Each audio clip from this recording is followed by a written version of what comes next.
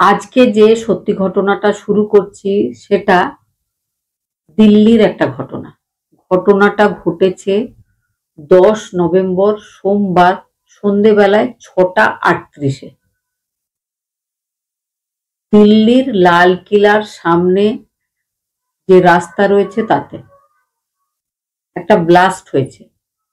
ভারতে প্রথমবার এমন কোনো ব্লাস্ট হয়েছে যেটা চলন্ত গাড়িতে হয়েছে।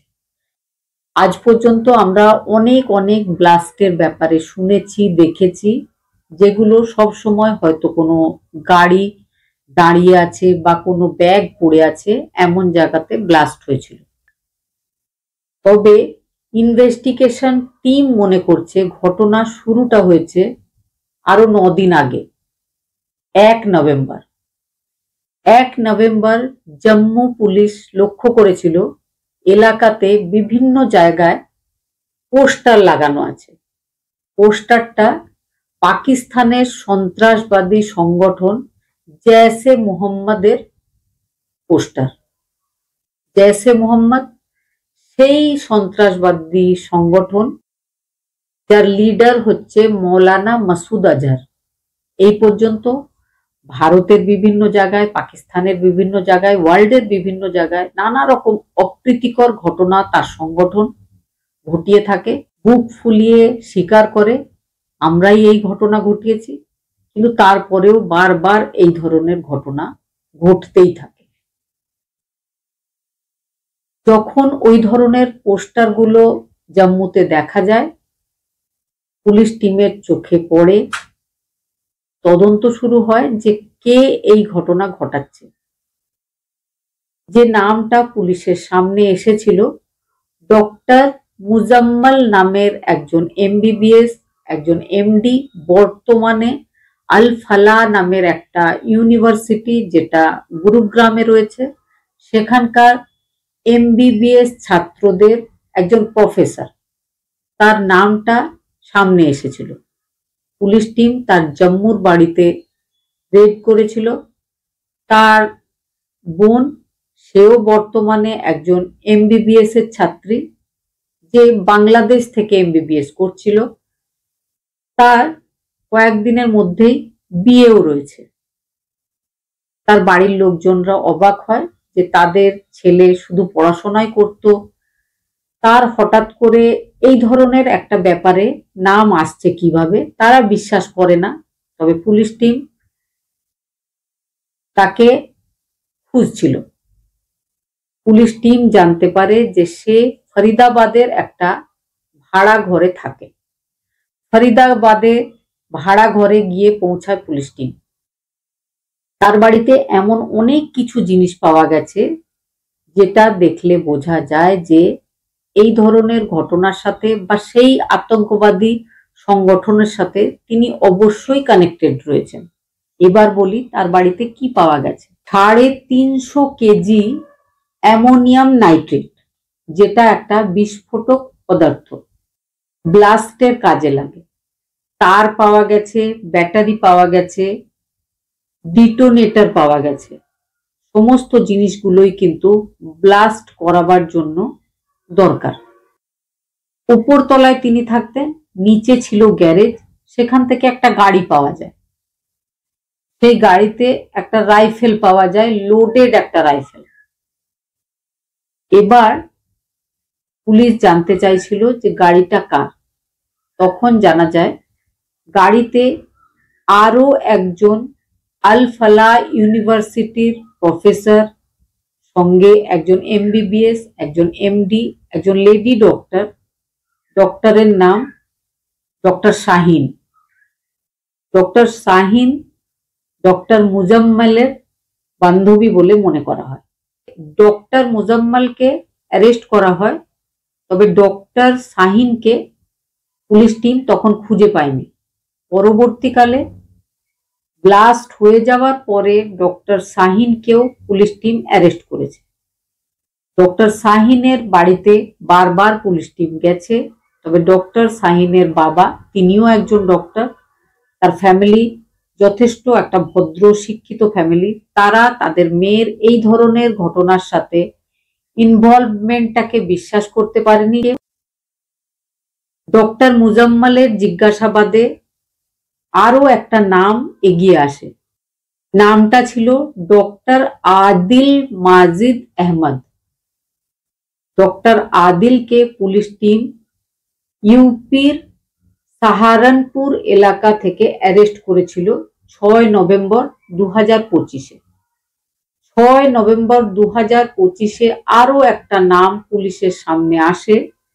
সেটা ছিল ফরিদাবাদ থেকে 250 কিলোমিটার দূরে তাগা গাঁও নামের একটা গ্রাম। সেখানকার একটা মৌলানার নাম।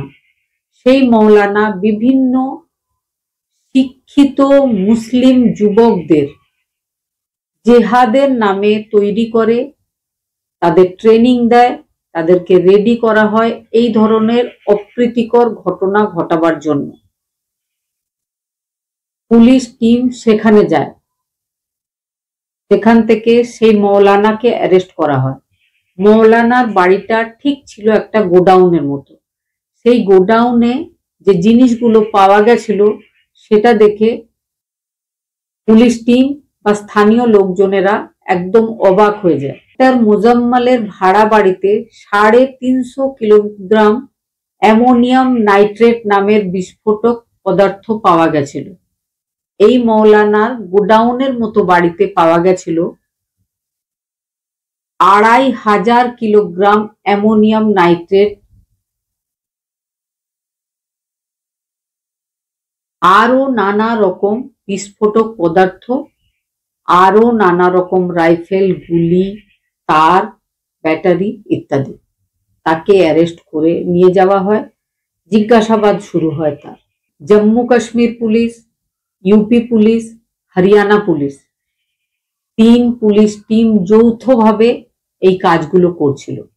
ওই মৌলানার কাছে জিজ্ঞাসাবাদের পর আরো একটা নাম ইনভেস্টিগেশন টিমের সামনে এগিয়ে এসেছিল। তিনিও ছিলেন ফরিদাবাদেরই একজন ডক্টর। নাম ছিল ডক্টর উমর নবী। ইনভেস্টিগেশন টিম ডক্টর উমর নবীকে খুঁজছিল, কিন্তু তাকে কিছুতেই খুঁজে পাওয়া যাচ্ছিল না। শেষ পর্যন্ত গাড়িতে ব্লাস্ট হয়।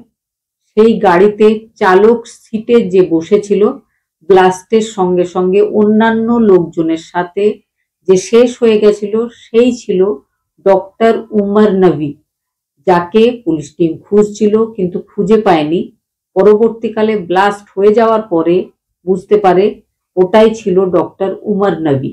ব্লাস্টের পরে যখন তদন্ত হয় তখন দেখা যায় 10 নভেম্বর 8:13 সকালবেলায় বদরপুর টোল প্লাজাতে ওই গাড়িটাকে দেখা গেছিল।